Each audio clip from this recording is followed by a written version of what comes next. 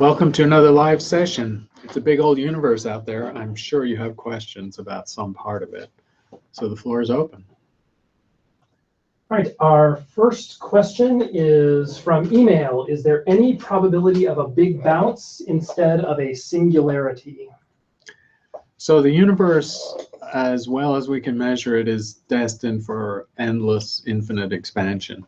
The big bounce scenario, it was on the cards, I would say, until the discovery of dark energy or the accelerating expansion in the mid-1990s. The accelerating expansion plus the fact that the matter content of the universe is insufficient to overcome the expansion means that the big bounce is really not on the table. It's unlikely to happen. It doesn't stop people speculating what happens in a universe that recollapses, because even if our universe is not going to recollapse, there could be other universes out there in the multiverse scenario where there is an expansion followed by a collapse. I mean, in simple terms, the recollapse would just be a mirror image of what happened during the expansion. All the structure would be lost, and you'd end up with a sort of essentially uniform, extremely hot, dense state, a sort of reverse of the Big Bang. But that's not our fate. Our fate is the slow death of the universe through entropy increasing endlessly, the loss of structure, eventually through the evaporation of galaxies dissipating into intergalactic space, and then eventually even black holes evaporate, according to Stephen Hawking's theory in the mid-1970s. So the universe becomes enormous and uniform. All right, the next question is from Julian, who is on with us live. I recently read a history of UKIRT telescope in which you feature a few times. Do you get snow up there often? So yes, interesting. There's a book, some of the founder members of that telescope. The UKIRT is an acronym for the UK Infrared Telescope. It's a just under 4-meter infrared optimized telescope on Mauna Kea in Hawaii. And some of the people who are involved in the construction and early work on that telescope wrote a history of it. It's not one of the world's biggest telescopes by far now, but it was an iconic telescope because infrared astronomy was a fairly new thing in the mid to late 1970s when it was commissioned. It was also an adventure for the Brits, who were putting a telescope on Mauna Kea halfway around the world. They actually had early experiments in trying to run it remotely, using very early packet switching of the internet. Remember, we're talking about the late 1970s now, so this is a long time before most people had internet. So there was the idea of remote observing even back then. But UKIRT was a fine telescope. I was privileged to be the first scheduled user of it in 1977. I was a grad student. I got my thesis on that telescope, that plus the Anglo-Australian Observatory down in Australia. And so yes, as a sort of 20, 21, 22-year-old, I think I went out to Hawaii like 4 or 5 times, in Australia 3 or 4 times, and I thought, this is not a bad life. Maybe I'll do this for a living.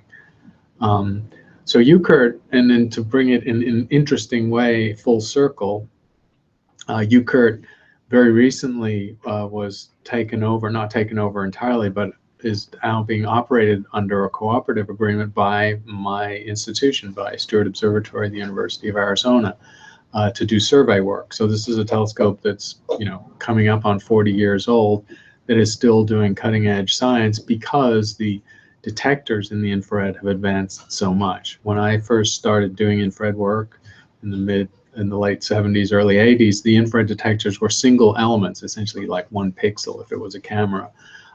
Infrared detectors, the most painful possible way of, you couldn't map anything because you didn't even have a 2-dimensional array. You could just measure point sources with 1 point of a detector. Now infrared arrays, or CCDs, are almost as capable, though not quite as large, as optical CCDs. And so you can map the sky in the infrared in a way that you could never before. And in response to the question about snow, one of the adventures I had on UKIRT, I had a number of adventures. I went there a lot and spent a lot of time on the Big Island, going up and down that mountain. Mauna Kea is a 14,000-foot volcano, cinder cone, quite a a harsh and challenging environment to observe at. You're dealing with 60% of the oxygen at sea level. It's quite uncomfortable observing there. Digestion doesn't work well. Sleep patterns are disrupted. You're working in the infrared. Infrared nights are longer than optical nights, so there would be 12, 14-hour nights, grab a few hours sleep, then rush up in the afternoon to fill the dewar with cryogens, and then back down for dinner, and then back up to observe. Pretty exhausting observing. And one winter, I'm not sure what year it was, 78 or 79, there was a famous blizzard in Hawaii. So obviously Hawaii is a tropical climate, but at 14,000 feet, and in the winter, anything can happen. And there is indeed snow on Mauna Kea most winters. In this particular storm, it was an ice storm, and it dumped a foot or maybe 2 feet at slightly lower elevations on the cinder cone. And I was observing the night the storm came in, and we didn't get very good warning of how quickly it would develop. And so people were just trying to get off the mountaintop as they could in very much white out horizontal sleet conditions. And our vehicle stalled out from UKIRT trying to head down, and I'll blame the Canadian French telescope cohort. They didn't use the buddy system. They just drove right past us as we were laboring with our vehicle. And so we ended up stuck on the mountaintop, and I actually spent, me and my 2 collaborators spent 4.5 days on Mauna Kea with no power, no electricity, no heat, and really no water, except that we went outside and melted snow to drink. That was quite an adventure, and it took 4 days for them to use bulldozers to clear a path on the road, on the cinder cone, through the snow and the ice to get us down. It was quite a wild time to have in Hawaii, to be stuck on a mountaintop in an ice storm essentially for 4 days. But I'm glad I got that question, because I haven't told that story for a while. So several people, both Alice Amanda and Jake, who are on with us live, have questions about the planet discovered around Proxima Centauri. So kind of generally, what do we know about it? Could there be life on it? Could it be habitable? So I think I've had a few dialogues on Twitter about this. Obviously, it's a big discovery. Some of my friends were kind of my non-astronomy, non-science friends were ribbing me, because early in August there were these news stories that the Europeans had discovered an Earth-like planet around the nearest star, and they were kind of hiding it from us, that they weren't going to go public. And so these friends of mine were pulling my leg, saying, "You astronomers are always conspiracy theory. You're always trying to hide things from the public." And that was a little annoying, actually, even to professionals, because they sort of leaked that they'd found the planet, but they didn't do a press release for a couple of weeks. And of course, people with slightly longer memories remember that in 2012 there was a false claim of a detection of a terrestrial planet in the Proxima Centauri system that had to be retracted. So obviously this group was trying to be very sure and very clear about what they'd found, and their data is good. So basically, they detected with a fair amount of data, it's beyond dispute, I think, a terrestrial planet and a tidally locked orbit around Proxima Centauri. Proxima Centauri is a dwarf star, and so for the Earth-like planet to be in a habitable zone, it has to be very close to the star, and a planet close to a star is likely to be tidally locked, as the moon is to the Earth, always showing the same face. And that actually diminishes the likelihood that it's truly habitable. So I think the loose talk in the media accounts of this discovery, that you can read the research paper and they're fairly careful in their language, is that the phrase Earth-like is sort of tossed around in a slightly cavalier way. There's no known sense in which this is an Earth-like planet, i.e. similar to the Earth. All that you can really say from the discovery is that it's a roughly Earth-sized planet, which is to say it's 1.3 times the diameter of the Earth. That's known from the discovery data. From the orbit and the star that it orbits, it is at a distance from that star where, if there were water on the surface of this planet and that water were protected by some sort of an atmosphere from just evaporating or freezing, that water would be liquid. So in that sense, it's habitable. but there's no information on the composition of this planet. There's no information on whether it has an atmosphere, and if so, what kind of an atmosphere. And the fact that it's tidally locked to its dim dwarf star actually reduces the probability that it's habitable in a normal terrestrial sense. So I'd say, given what we know, it is indeed very exciting to find a terrestrial planet that is Earth-ish, if not Earth-like, in the nearest star system. We are not going to find a closer terrestrial planet. This is it.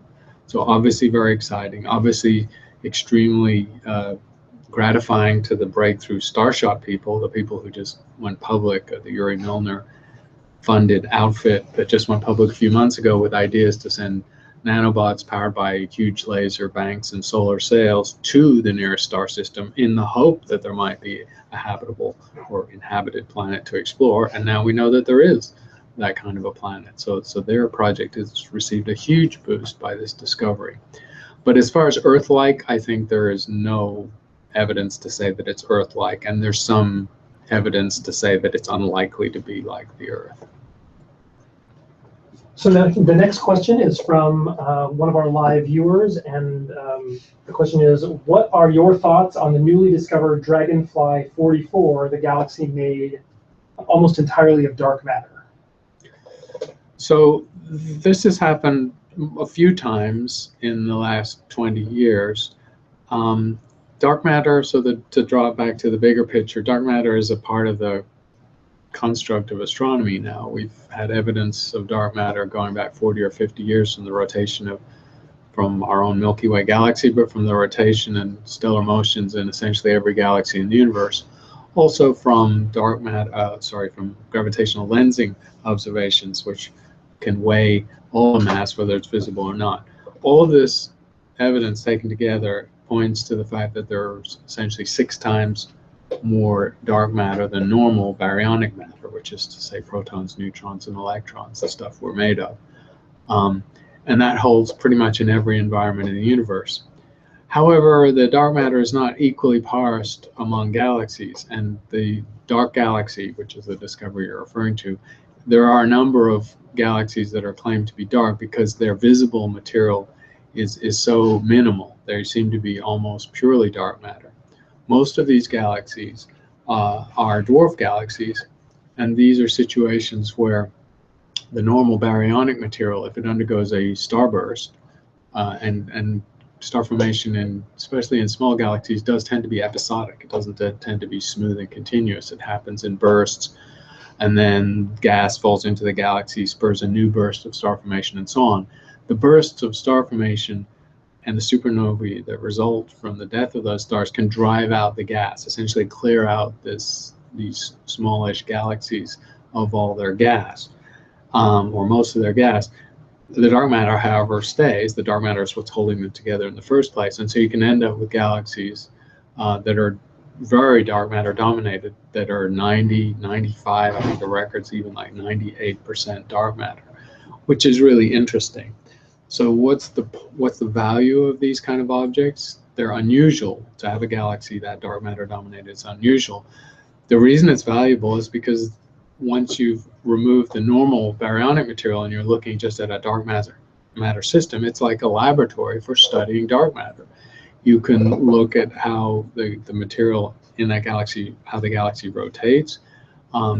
You can look at its concentration, at what the shape of the mass distribution is. You can look at whether it's truly symmetric or cigar-shaped or ellipsoidal. You're going to get various bits of information that are going to help you know more about dark matter. And so that's the value of this recent discovery and a few similar discoveries, because we still don't know what dark matter is.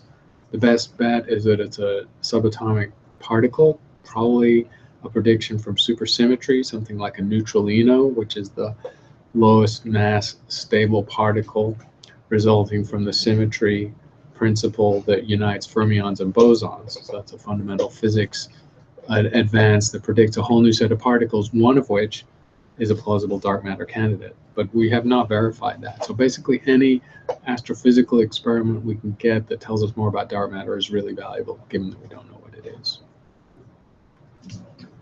right, the next question is from one of our live viewers. What's the fate of TMT, of the 30-meter telescope, and is there any news on it?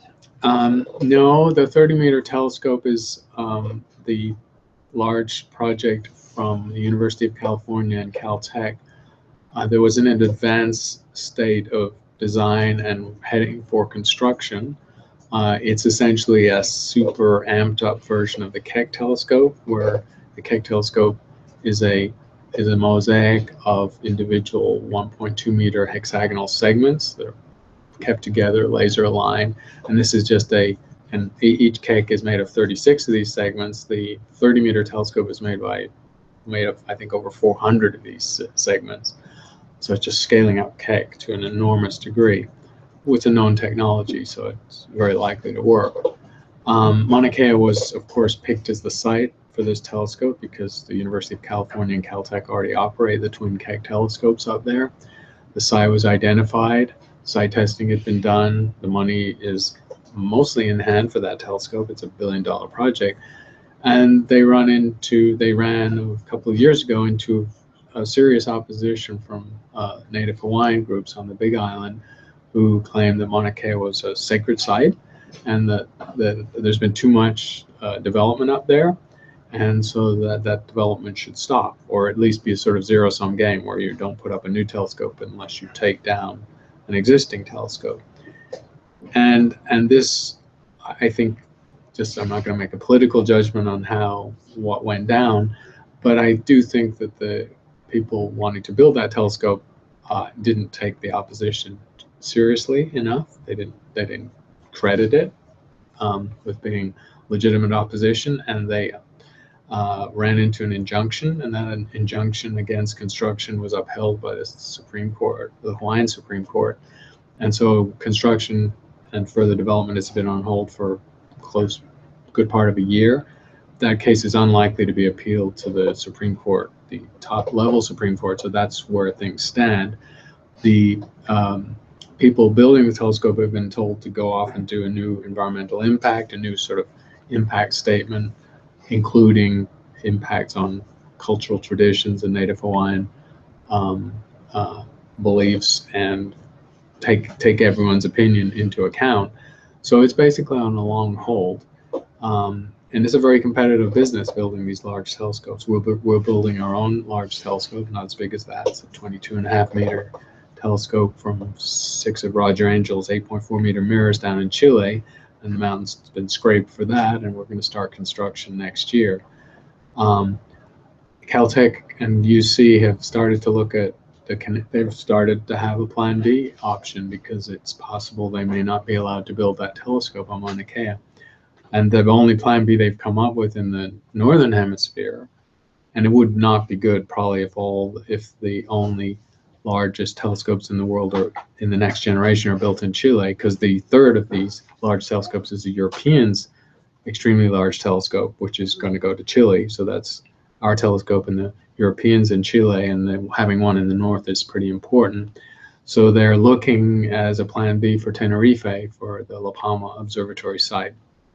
It's a good site. It's dry, it's high, it's dark, it has all those three main requirements, but it's not as good. It's not quite as dark, it's not as high, and it's not as dry as Mauna Kea. So it's a second tier choice. And that's sort of where things stand. But there's a lot of uncertainty and a lot of angst, obviously, in the University of California and Caltech communities that they may not get their big, large telescope. It's not just their project, also it has international partners. So this is a big international geopolitics, if you like.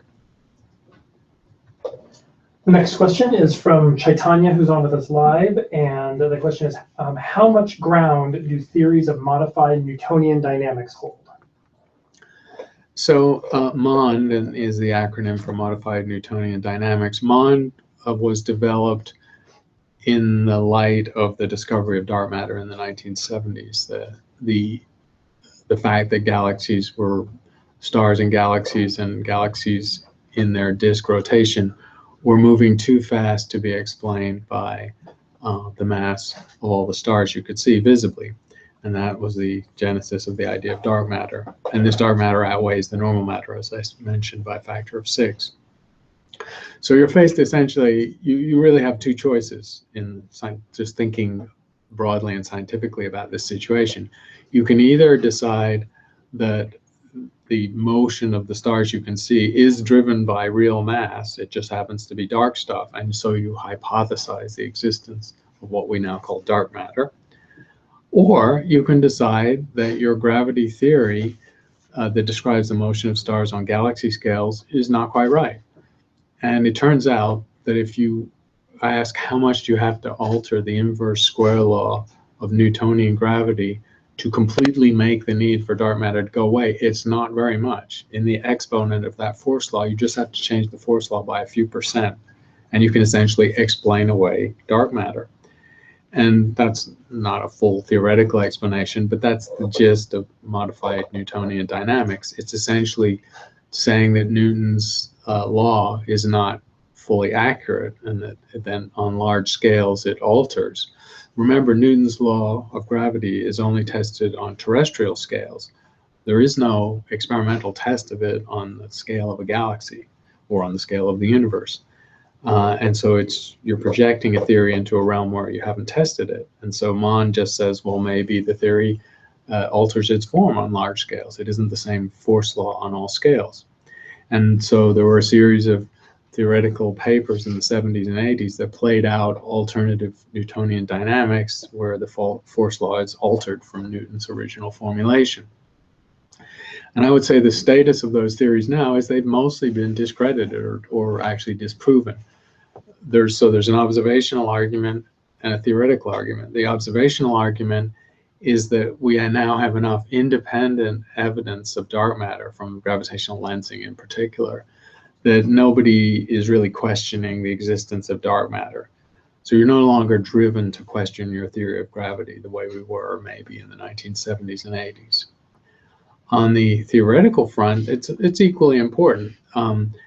Newton's law being an inverse square law means that it obeys a conservation principle in the same way that light and electric and magnetic forces fall off as the inverse square. That means you can use Gauss's law and you can use conservation principles. And so in a physics sense, there's something very elegant about force laws that follow an inverse square.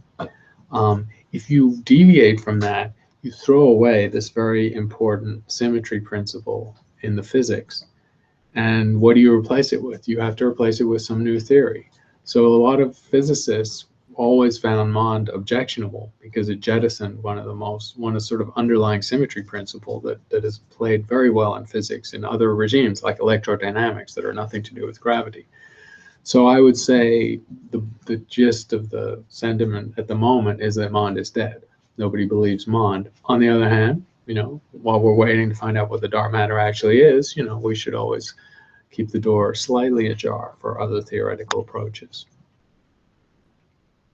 All right, the next question is from Robert via email, and it is, what are the reasons behind looking for a large ninth planet beyond Pluto? The reasons for continuing the search for dwarf planets beyond Pluto is that they almost certainly exist and they're hard to find, so the surveys to find them are not yet complete or thorough. So the Eris, for instance, and Quar, there are a couple of dwarf planets that have been found in the last decade or so that are within a factor of 30. There's obviously one that's larger than Pluto, and there are a couple that are within 30–40% of Pluto's size. And remember that our measurements of the size of planets in the Kuiper belt, that is to say beyond the orbit of Pluto, are very uncertain. It's actually hard to get an accurate size measurement, accurate to say 10%. So, within the error bar, we definitely could find, we may already have a couple that are bigger than Pluto, one almost certainly, and possibly three. And in terms of how much of that huge volume of space beyond the orbit of Pluto in the Kuiper belt has been searched, I'd say at the moment it's about 20 to 30%. So there are small telescope surveys that are looking for Kuiper belt objects, that is Pluto-sized objects, across a large swath of the ecliptic out to very large distances where they're very faint. So you need a significant size telescope, and you have to track very slow moving objects that far away. Whatever we found so far is a fraction of the inventory. The number may go up by a factor of 2 or 3. And Michael Brown from Caltech, the discoverer of Eris, he expects that in the end, when these surveys are complete, we'll probably have 7 to 9 objects that are within spitting distance of Pluto's size. And apart from just body counting dwarf planets and finding things that, you know, might relegate Pluto to even lesser status in the solar system pantheon, the reason to look for such things is we want to know how the solar system formed. The more large objects we find in the Kuiper Belt, the more it's going to tell us about how things actually formed that far out in the solar nebula. Because we have a story we've told where the small rocky terrestrial planets form very close in, obviously within 2 or so astronomical units out to the orbit of Mars. You could maybe include the asteroid belt there. And then you have 4 gas giants that do have rocky cores accreting large gaseous mantles. And then you have other small rocky objects further out. The theory doesn't tend to support easy formation of Pluto-sized objects very far out because there's not enough material in the solar nebula that far out to accrete something the size of Pluto. So finding a lot of Pluto-sized dwarf planets in the Kuiper Belt would actually be interesting because it would sort of go against the expectation of the theory of how the solar system formed. So that's what really motivated. It's a way of finding out more about the formation of our solar system and solar systems in general. All right, our next question comes from Sophie, who's on with us live, and she asks, why did Rutherford say that atoms are mostly empty space? So Rutherford did his work at the Cavendish lab in the 1920s. Rutherford was from New Zealand, and he moved to Cambridge, I think, as a student. And then, of course, you know, became one of the best physicists in the early part of the 20th century.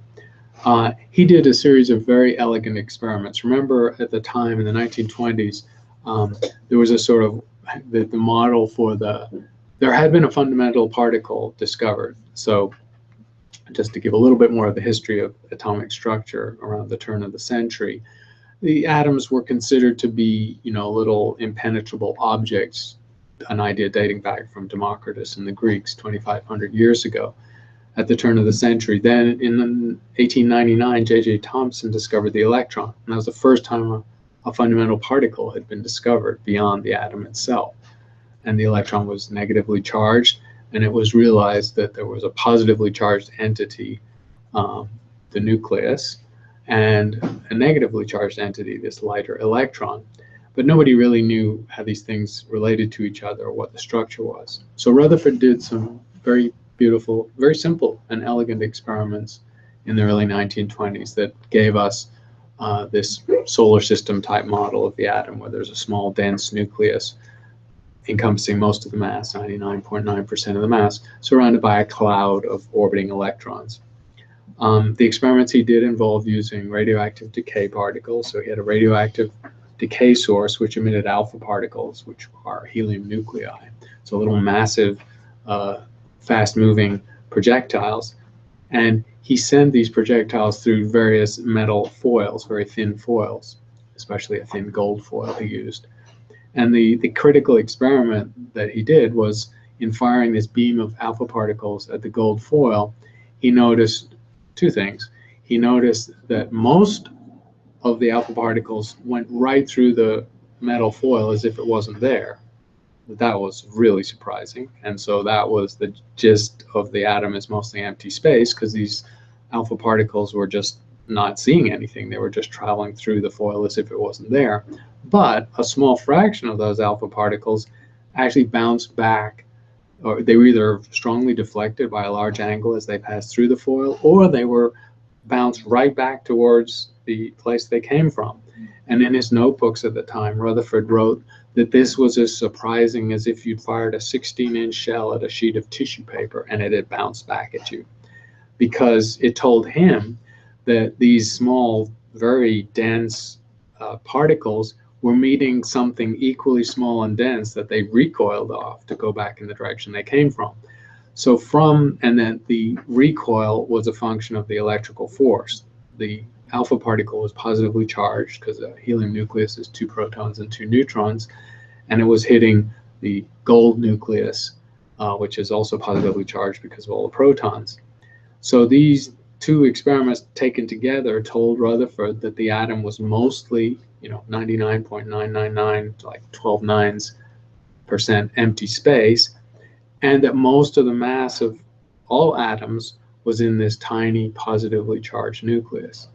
So it was a beautiful experiment by Rutherford. Now we know subsequently that the simple orbital solar system analogy idea is wrong, because quantum theory has told us that electrons are probabilistic and protons and nuclei too.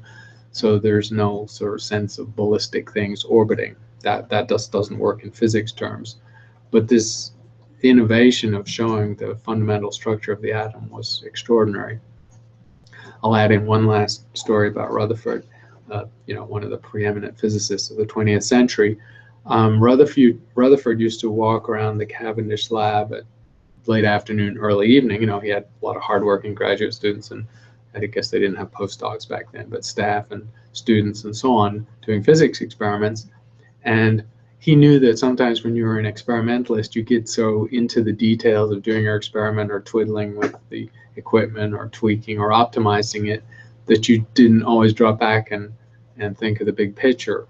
And so he would literally go around the halls of the Cavendish lab, sending people home at 6 o'clock, so that they didn't just spend all evening or all night or all weekend or whatever in their lab. But the reason he did so was not because he cared about them spending quality time with their families, because when he sent them home, he said, go home and think. What was really saying, you just stop doing your experiment and go home and think about your experiment or think about the physics. So that was Rutherford in a nutshell. All right, the next question is from Kenneth, who is on with us live, and asks, if gravity is just the result of the geometry of mass deforming space-time and therefore not really a force, why are scientists looking for gravitons which supposedly carry the gravitational force? No, that's a very good question, because, and it gets to the heart of the unfinished business of theoretical physics right now. So it's a great question, because indeed, general relativity it sort of finesses the idea of gravity by saying that mass energy warps or distorts space-time. And so particles traveling through that space-time, particles or objects like planets or stars traveling through that space-time, are just responding to the curvature of the space-time induced by the mass energy there. And that sounds good. I mean, that turns gravity into a sort of geometric theory. The problem is that if you ever want to unify gravity with the other three fundamental forces, you're in a regime where the other three forces, are carried by particles. And so we have the electromagnetic force, the most familiar one to us. That's obviously the carrier of the electromagnetic forces, photons, light in its various forms, very familiar to us. The other two forces are the nuclear forces in the atomic nucleus, the strong and weak force, and those are also carried by particles. The strong force that binds an atomic nucleus together is carried by gluons, which tend to be not seen except in high energy accelerator experiments. And the weak force, which is also responsible for radioactive decay, is carried by the W and Z bosons.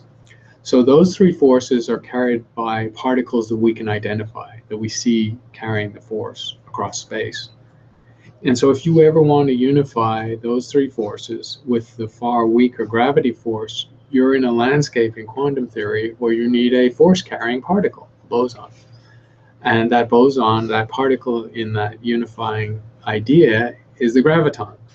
And the theory is, it's well enough developed that you can predict that the graviton has spin 2, a quantum spin of 2, and it travels at the speed of light. And so you can even predict some of the properties of that graviton. And as the question implies, no graviton has ever been detected. It's very hard to do the experiment, and I think it's easy to understand why it's hard to do that experiment, because to show that a graviton exists and that it carries the gravity force and that it propagates at the speed of light, you actually have to be able to turn gravity on and off. You actually have to have something that generates the graviton or stops generating it. And that means you have to somehow make mass disappear.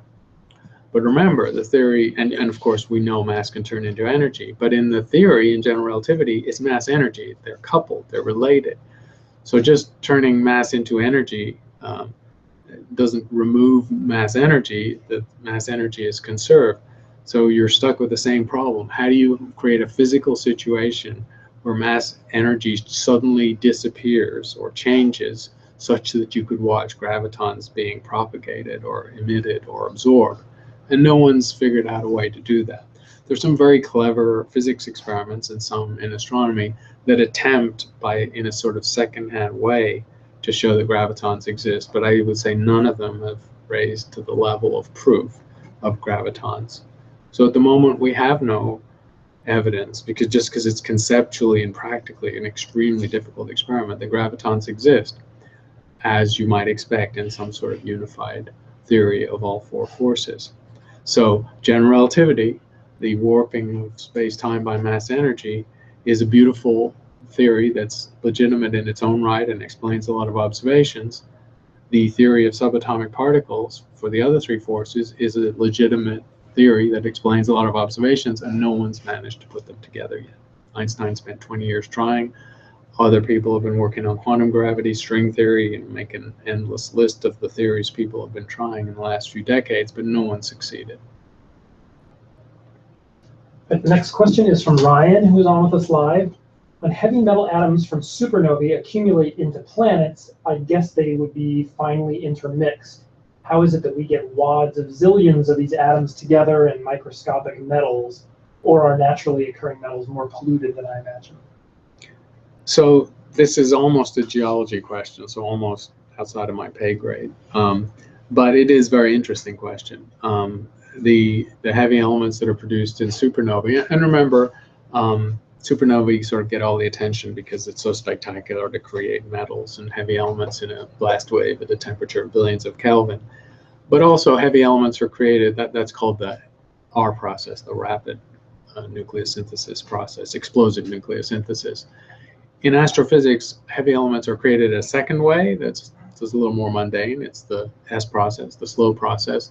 It happens in the envelopes of evolved stars, and it's essentially by neutron capture. Because remember, neutrons being uncharged particles, they can work their way into an atomic nucleus and raise its mass, and they will transmute into protons and cause radioactive decay. But you can move up the periodic table by neutron capture quite efficiently without the spectacular conditions of a supernova. So that's a parenthetic comment on the fact that the heavy metals, the heavy elements in metals, do come from two different sources. But they're then ejected into space more or less uniformly, because the stars making heavy elements by neutron capture and ejecting them into space, and the supernovae doing so, similar thing violently, will spread those materials over huge volumes. Then they become part of a nebula that eventually aggregates into rocky objects. And remember, most of the mass of these nebulae, 99.99% of the mass, is hydrogen and helium. So all the heavy elements, including the lighter ones like carbon, nitrogen, oxygen, are a tiny fraction of the material. They are initially uniformly distributed. So how, indeed, of course, by the question, how do we end up with such concentrations? Why do we get a golden nugget? Why do we get veins of copper? Why do we get seams of metals? And the answer is geochemistry. That's a trite answer, but it's a long and complicated story. So as a planet like the Earth, or any large enough planet to have geological activity, is forming, it stratifies, of course.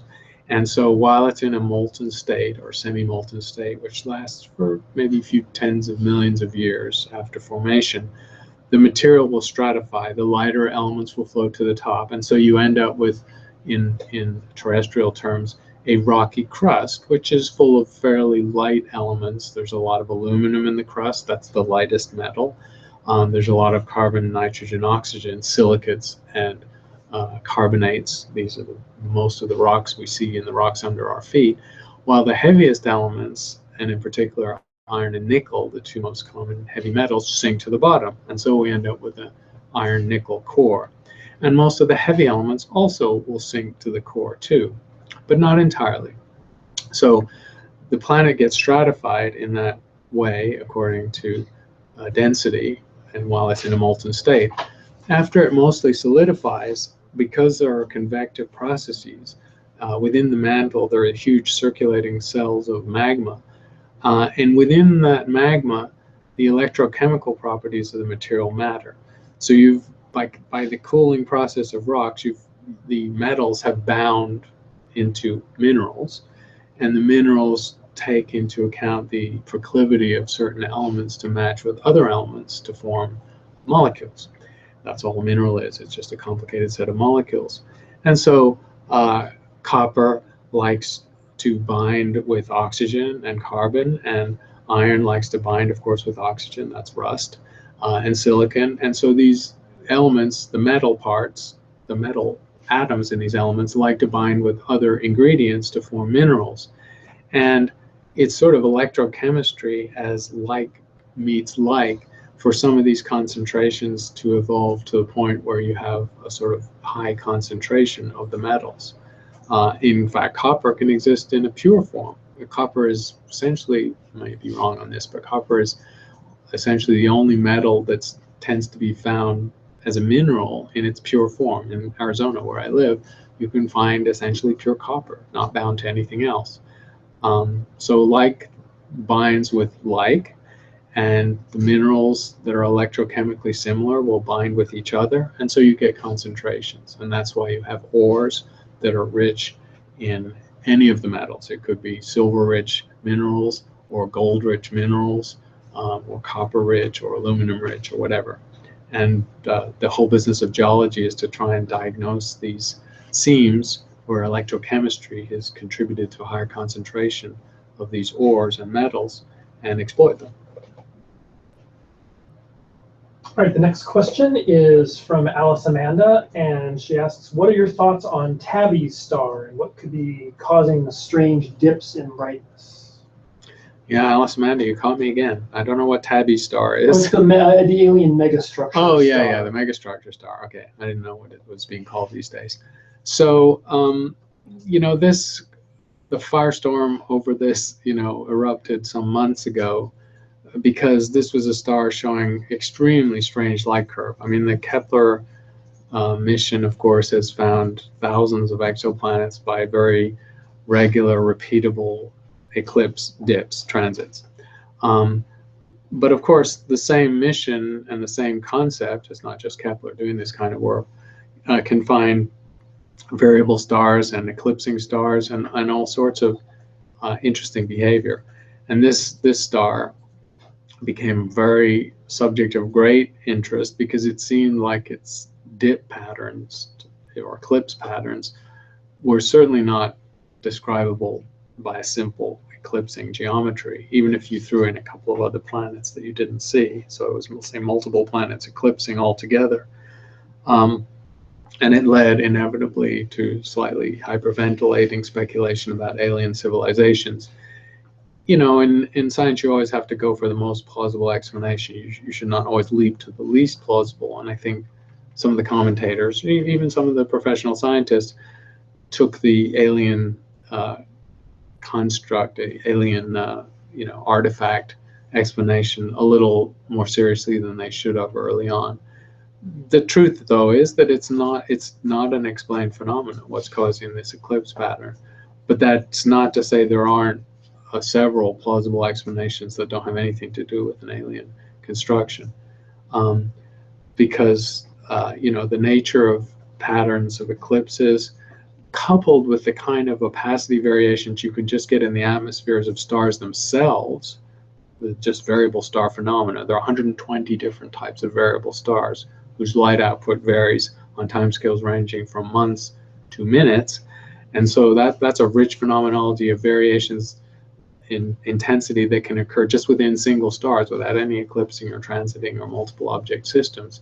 So I think the variable star people have just told the people working on this project, hey, take a deep breath. You know, we don't know that this isn't perhaps one or two rather unusual variable stars in combination causing this strange pattern. All right, the next question is from Chaitanya, who's on with us live. I'm hoping to soon see laser interferometry in space. What is the status of ELISA? So ELISA got a huge boost, of course, by the discovery of gravity waves last year. So LISA is the Laser Interferometric Space Antenna system. LISA was originally a NASA concept going actually back to the late 1970s, I think 1980s, certainly 30 years ago. So as gravity waves, as people were speculating about looking for gravity waves, they realized that the gravity wave detectors like LIGO were never going to be able to detect really slow gravity waves. LIGO, however cleverly you design a LIGO type experiment, it runs out of any sensitivity at all for frequencies of gravity waves that are less than like 10 hertz, a few hertz and slower than that. And that's just because the Earth is geologically active and has a lot of low frequency oscillation and vibration going on because it's a big planet. And that's that's an impenetrable noise background. So to find slow gravity waves, and in gravity wave theory, the mass of the object scales with the frequency of the gravity waves it would emit when it changes. So if LIGO is designed to look at stellar mass black holes and neutron stars, then LISA, a space observatory version of LIGO, is designed to look for supermassive black holes and their interactions. And there's a lot of supermassive black holes in the universe because we think every galaxy has one, and so that's 100 billion supermassive black holes right out the gate, and we think that they form by merging from smaller units. So there should be a lot of big black hole mergers going on throughout the universe, and LISA and ELISA are designed to detect that. So very exciting that we've known that this science was available for 20 or 30 years. So the LISA concept is quite old. And NASA did design studies, and the engineers, the fundamental technology involved is a Michelson interferometer. It's a free-floating Michelson interferometer with there are various geometries for this. The minimal one is just 3 free-floating antennas with separations of kilometers that are laser aligned and comparing path lengths by laser reflection, which is the way LIGO does it, in a very quiet space environment like a Lagrange point somewhere far from the Earth, not in a close Earth orbit. So the technology studies were done and there were no showstoppers. It was a challenging project. And then essentially it just got defunded. I mean, after doing the design studies in the 80s, NASA didn't have any money to do it. It was seen like a real shot in the dark. I mean, it was a very ambitious experiment people had, and it was based on astrophysics that we thought was real, but we didn't have any data to work with. And so it was just shelved and defunded, basically, put on a long hold. And the people interested in it never went away. They never stopped saying, this is important, we should do it. We're bound to see all sorts of cool things and discover all sorts of interesting things. And we know there are supermassive black holes out there colliding and doing things, so there's plenty for it to observe. But it just never got above the bar to be funded. In the last few years, the Europeans took over the mantle of this. So Europe has had a more healthily funded space astronomy program than the United States due to NASA's budget problems, the United States budget problems over the last decade.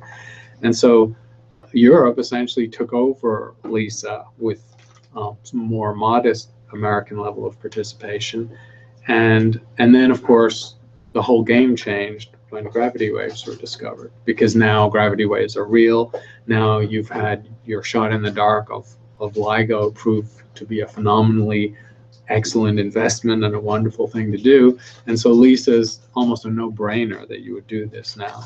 And so Europeans, actually got into the driver's seat because they were willing to commit to it before gravity waves were discovered, when NASA sort of let it go. NASA's got impetus to get back in the game and probably will get new money for it. So a laser interferometric gravity wave observatory in space is going to happen. Nobody doubts that. It'll get money. It'll be an international project. The price tag will be high. It's hard to say. People are saying for $3 to $5 billion are the numbers I've seen. Remember, JWST, successor to Hubble, is now up at about $9 billion, so it's cheaper than JWST, but still it's a lot of money. It's a big project, but I think nobody doubts it'll happen. The time scale, it's tricky. It's a very advanced technology project, so I think it's close to a decade before we see this actually operating. All right, the next question is from John via email, and he asks, I've heard that large telescopes produce terabytes of data in a single night and petabytes over the course of their lifetime. Do you know anything about the IT infrastructure that transports and stores this data? I thought maybe you could mention the upcoming telescope that we're contributing to. Sure. As well. Yeah, data. Big data, astronomy is in the world of big data now. You know, that it's interesting because that wasn't traditionally true. Hubble Space Telescope is a good example. I mean, Hubble has always had frontier instruments, frontier detectors, but most space observatories, I'll include planetary science probes in this, they're actually limited by telemetry. They're limited by the data rate, by either the storage on board of how much data they can store, and then by the rate at which they can get that data off the spacecraft down to the Earth. So these projects have actually sometimes been very seriously limited. I mean, even Hubble has been limited in some situations by the rate of downloading its data. Well, the ground-based observatories are taking this to a whole new level because of the size of the CCD. So that the LSST, the Large Synoptic Survey Telescope, which will take its first light in a few years, and we made the primary and secondary mirror for that, and it's going to be built in Chile. It's going to survey essentially the entire northern sky to about, the entire southern sky to about Hubble depth every 3 nights. A huge amount of data. It's 20 terabytes, roughly 20, maybe closer to 30 terabytes of data a night. And LSST, of course, is committed to putting that data into the hands of all its partners immediately so they can work on it, because this is so much data that you can't shovel it fast enough. I mean, you're never going to discover the things you want to discover as it surveys the whole sky over and over again every few nights, and you have to, you know, get through the data so you don't get buried without having a real-time reduction possibility. So taking it all the way through from the sky, the telescope is taking, you know, huge format CCDs, gigapixel CCD camera. It's taking images every few minutes. It's storing those on board, and it's using fast fiber and satellite links to send this to a ground station, to a data center in Chile, and then by link up to the San Diego, I think it's the San Diego Supercomputer Center. It's going to a couple of locus data portal points in the US where investigators will tap into it. So these projects have to shovel the data fast. They have to transmit it by very wide bandwidth optical fiber, which has actually got higher bandwidth than most satellite links, so that laying fiber from Chile would be the best way to do that, but you can't do that. So you do the best they can. In the US, you can do that, actually. The fiber is laid to carry huge amounts of data now. The second thing is you have to be able to reduce that data in real time. So you have to have a data pipeline that is somehow able to turn 20 terabytes of data each night into a much smaller amount of data that you then analyze. And your benefit here is that the sky is mostly dark. Most of those pixels, that gigapixel camera that's taking pictures of different pieces of the sky all night, most of the pixels are dark sky or background. And so if you have clever software filtering out where the objects are, stars and galaxies, obviously, and maybe things that have come and go, you know, transients, you've got to filter them out too and not throw them away, then you can reduce the amount of data. If you do that in real time on the fly, you can reduce your factor by a factor of 1,000. So your 20 terabytes comes down to 20 gigabytes of really useful data because you've already crunched down to a set of objects. The danger is, and they're aware of the danger is what if you throw the baby out with the bathwater? What if the 99.9% of the data you threw away actually included something really interesting, some discovery that you just missed because your filtering was not nuanced enough, or because you didn't understand the existence of something that you weren't expecting. They absolutely worry about that. And so, back to the data issue again, the project has to be able to keep the raw data available. Now, I can't do that everywhere, so this data is going to be available for investigators. And it's not clear how much data they're going to be able to keep on hard drives, and in the next few years, bubble memories and new high capacity drives. You'll be able to spin tens or 20 petabytes of data for quick access. So I think the technologies that we have right now will allow them to store maybe a few months worth of data, 2 or 3 months worth of data, before it's just too much and you run into your capacity. But archiving the data, the raw data, is actually an unsolved problem for a project like this, because this project will last for 10 years. And so you can do the math of what 3,600 times 20 terabytes is. It's a crazy amount of data. All right, so we have just a couple of minutes left, about 2 minutes left, but our last question will be from Bruce, who's on with us live, who asks, how is gravitational lensing used to probe dark matter? So gravitational lensing is probably the best probe of dark matter, because it's based on a prediction of general relativity, which has been validated hundreds of times. It's one of the best tested predictions of general relativity, that light bends mass. It was the first validation of general relativity in 1916 with the Eclipse expedition led by Eddington.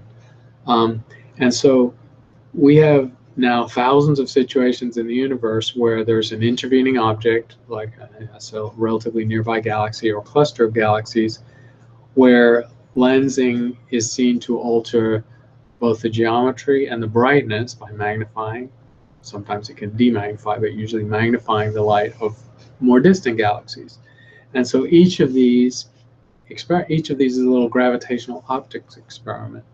And many beautiful Hubble pictures have been made of these lens situations, either caused by a single galaxy or more spectacularly by a cluster of galaxies, the lensing. And you can see in these images hundreds of individual background galaxies lensed by the intervening cluster. And so each of these is like a ray tracing through a gravitational optics experiment, and each of them gives you a handle on the dark matter in that intervening cluster. And so these are exquisite experiments because you have so many different measures of the dark matter at different radii, in different orientations, at different angles. And so we have dark matter measurements of dozens, probably approaching 100, 120 clusters now, and many, many individual galaxies. And it's probably the best evidence we have of dark matter. And they all show the same thing. The dark matter is there. It dominates the normal mass of a galaxy or a cluster, and the ratio of the dark matter to the normal stuff is cosmically about the same in any part of the universe we look. So thanks for your questions. We'll be doing this again fairly soon. I anticipate questions about OSIRIS-REx. The launch is next week. I didn't get to go to launch because I had to host our local event here, our live feed of the launch. But it's very exciting for the University of Arizona, who has built and will operate that wonderful mission. Okay, thanks everyone. Goodbye. We'll also probably know more about our alien signals that we're... Yes, we'll be tracking the alien signals.